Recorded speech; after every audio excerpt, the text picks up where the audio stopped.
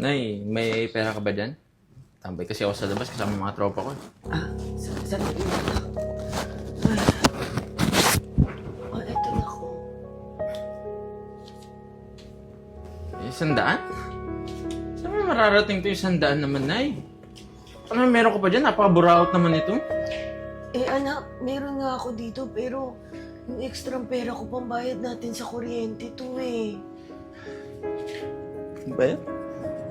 Ay, di ba hindi ka pa naman nababayaran doon sa pinaglaban mo? Yun na yung pambayad mo. Baka meron ka dyan, Nay. Paano yung pampagkain natin?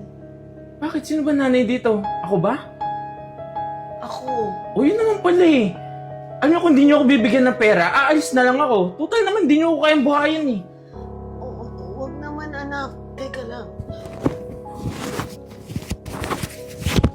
Eto. Basta wag mo akong iwan ha. Bibigay ka naman pala. Ang dami mo pa sinasabi.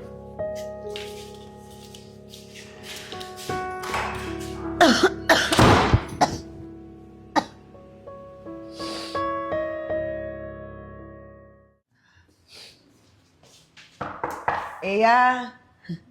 Eya. Papasok na ako ha. Sige, pasok ka. Ano yun? Eya. Natanong ko lang kung may pera ka dyan. Pasensya ka na. Baka pwede ako makahiram. Bibili lang ako ng gamot ko. Ano? Di ba kakabigay ko lang sa'yo nung isang araw? Kasi binigay ko kay Ian eh. Alam mo naman yun, pag hindi ko binigay sa kanya, hindi ako uuwian nun. Tita kasi, spoiled mo masyado yung anak mo eh. Ayan tuloy, hindi mo mapagsabihan. Minsan din kasi isipin mo yung sarili mo. Hindi puro si Ian. Alam mo naman na hindi ko kaya mawala yun eh. Siya lang naman ang meron ako. Oh. Oh, eto. Bili mo yan ang gamot mo, ha? Maraming salamat. Ibawas mo na lang to dun sa susunod na labada ko sa'yo, ha? Sige, ingat ka. Bumili kang gamot, ha? Oo. Maraming salamat ulit. Sige.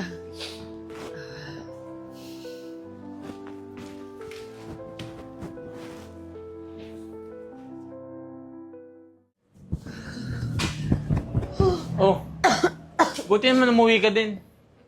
May pera ka ba dyan? Sandali lang, anak. Bakit hindi ka umuwi kagabi? Nag-alala ako sa'yo. Ikaw nga palaging wala dito sa bahay. Ako pa kaya? Ano gagawin ko dito? Pagpasensyahan mo na. Alam mo naman, kailangan ko magdoble kayod para mabigay ko lahat yung gusto mo. Pwede ba? Tumigil ka na, Nay. Drama mo masyado eh. Eto. Kita mo? Lagi na lang ganito. Ang dami natin pinag-uusapan. Mag-aabot ka din naman pala. Na, umuwi ka mamaya, ha?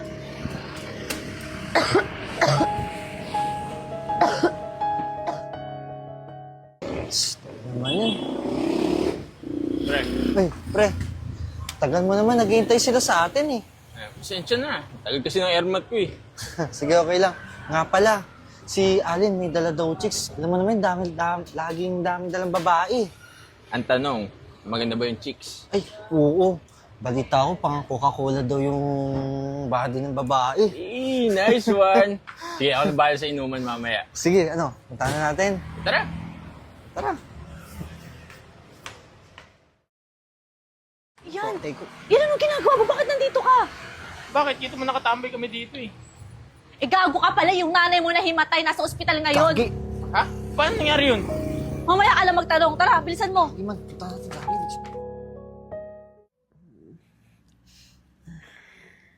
Tita, buti naman at gising ka na. Alam mo ba, sobra kaming kaba. Thank you, Lord, at dinig na yung dasal namin. Ano bang nangyari sa akin? Sabi ng doktor, overfatigue ka daw. Diba? Sabi ko naman sa'yo, huwag kang magpa-stress. At parang hindi mapagod yung sarili mo. Alam mo naman, kailangan ko magdoble kayod para kay Ian, di ba?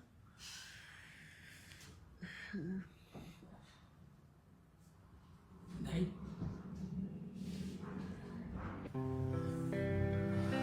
Nay, Patawarin niyo po ako sa mga masamang nagawa ko, ha? Pangako ko sa inyo magbabago ako. Simula ngayon, tutulong na ako sa inyo. Ay, bakit naman kasi hindi niyo sinabi sa akin na may sakit kayo? Anak, hindi mo naman obligasyon na alagaan ako eh. Ang sa akin, masaya na ako makita kang masaya.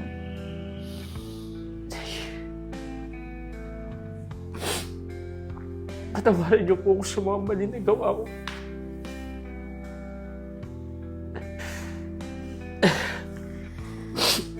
Huwag po kayong mag-alala, Nay.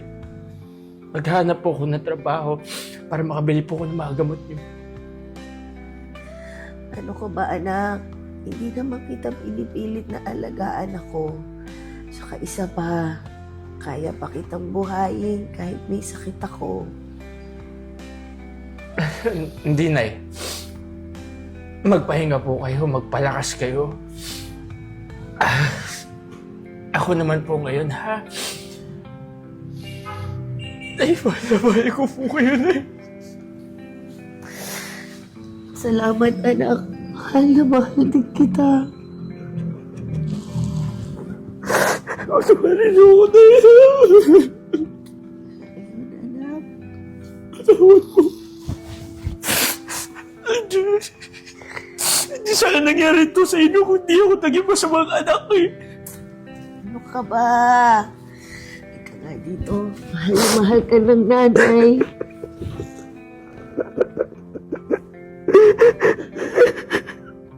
Sana na